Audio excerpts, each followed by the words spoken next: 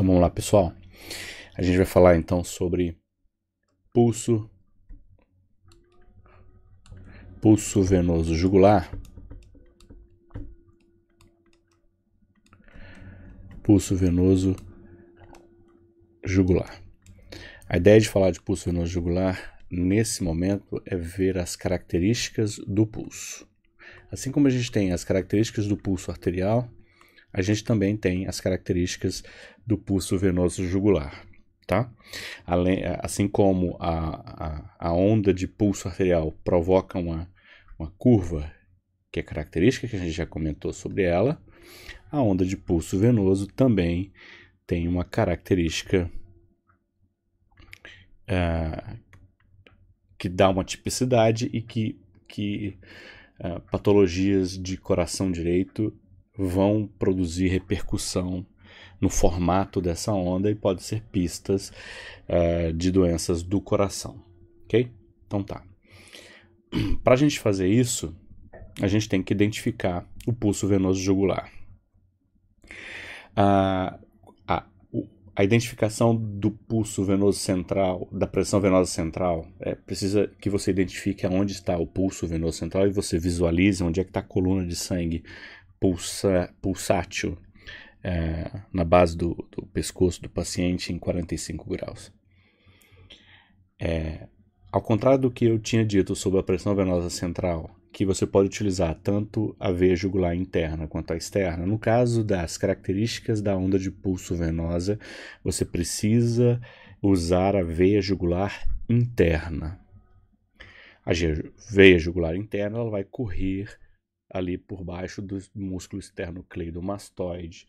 Então você não vê diretamente a veia, mas as alterações de pressão dentro do vaso vão se transmitir pelas estruturas de partes moles acima da veia jugular, e aí você consegue visualizar na pele do paciente aquela pulsação na pele do paciente.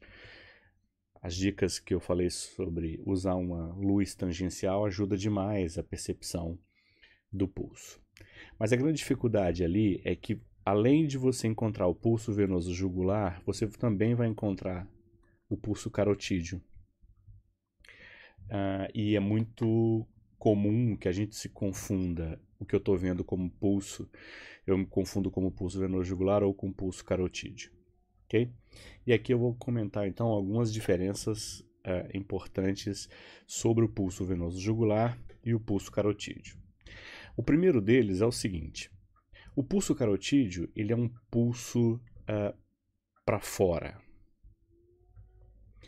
Ele tem um movimento ascendente mais pronunciado. O pulso venoso jugular é um pulso, vamos dizer, para dentro. Ele tem um movimento descendente mais pronunciado. Isso é importante quando a gente for caracterizar essa onda de pulso, de você perceber essas diferenças. Então, imagina o que é a base do traçado de pressão.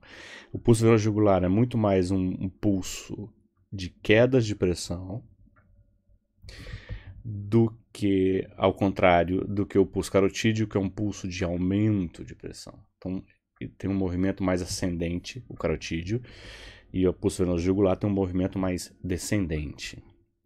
Outra diferença importante é que é um pulso para cada sístole, para cada bolha, para cada pulso. Ok? Então, uma onda para cada pulso. No caso da jugular, você visualiza duas ondas para cada sístole. Aqui uma onda para cada sístole, aqui duas ondas para cada sístole. Outra diferença, na hora que você viu essa onda, você está na dúvida, você não sabe, você vai lá e tenta palpar o pulso. Um pulso carotídeo, ele é palpável.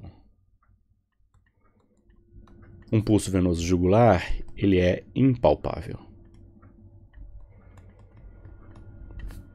Você não consegue sentir essa onda sob os seus dedos. Essa onda, como é mais ascendente, você consegue perceber ela nos seus dedos, mas aqui não. Então ela é uma onda impalpável.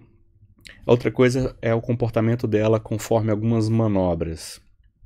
Então, o pulso venoso jugular, ele fica mais pronunciado na inspiração, por exemplo. E a inspiração não modifica o pulso carotídeo. Outra coisa é que a posição do pulso se modifica conforme a posição do paciente. Então, posição pulso, posição paciente.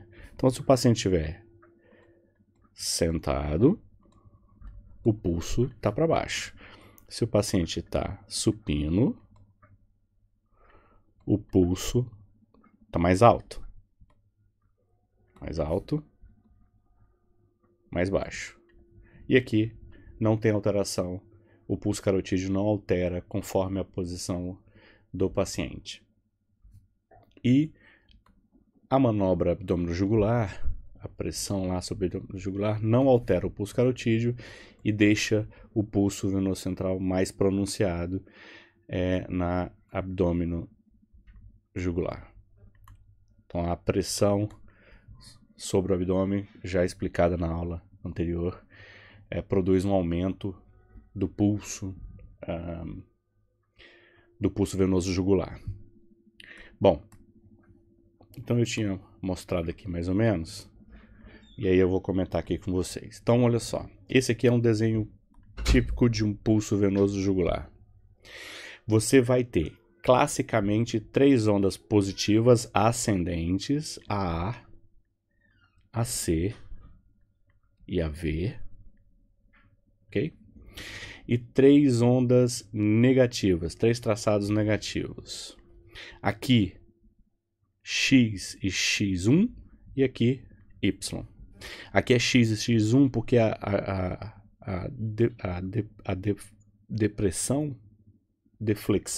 deflexão X, ela é bloqueada momentaneamente por essa inflexão C, tá? Então ela divide em X e em X1, mas aqui tá mais ou menos na mesma fase atrial. Então a gente tem A, C, V, X, Y. Como eu já tinha comentado aqui, como é muito mais ascendente, o que é mais óbvio aos olhos é você visualizar o X e o Y. É muito mais fácil de perceber a descida X e a descida Y do que essa subida ACV. A onda C não é visualizada normalmente, e aí eu fico vendo, então eu consigo ver alguma coisa da onda A e da onda V, ok? Mas mais facilmente as deflexões X e Y na hora do meu exame clínico aqui, que é na inspeção das veias da base do pescoço. Bom, aqui vem um comentário que é interessante. Eu tinha publicado no Instagram outros dias sobre manobras de exame físico. Esse é o tipo de manobra de exame físico muito pouco realizado na prática, tá? E muito porque é muito difícil treinar o olho para identificar essas alterações. As alterações nesse formato de onda são muito sutis e precisa de olhos muito bem treinados para identificar. Então acontece que essa manobra de exame físico está meio que desaparecendo, ok? A gente fala assim, muito na escola, mas na prática a gente vê muita gente não fazendo a manobra. Então, eu publiquei no Instagram que tinha um trabalho em 2017 que foi feito um questionário com quase 3.000, foi 2.600 e alguma coisa, clínicos no mundo inteiro, ok? Clínicos de diversos níveis de experiência, pouco experientes ou muito experientes, e eles pegaram uma lista completa, de um exame físico completo de cada manobra, de cada sinal clínico semiológico, e pediu para que os clínicos julgassem se a manobra era útil ou quão útil é, pouco útil, muito útil, e se era usado frequentemente ou pouco frequentemente, ou infrequentemente. E aí eles fizeram um top, eles organizaram por ordem do mais ou menos útil, do mais ou menos frequente. E no top, mais inútil, menos frequente, está no topo a avaliação do pulso venoso jugular. Ou seja, significa que não tem valor? Não. Significa que a gente está desaprendendo a realizar a manobra, porque a gente tem outras formas de avaliar a saúde do coração direito, e aí a manobra já é complicada e difícil de fazer, a gente vai deixando de fazer, vai desaprendendo coletivamente e daqui a pouco vai meio que desaparecer, ok?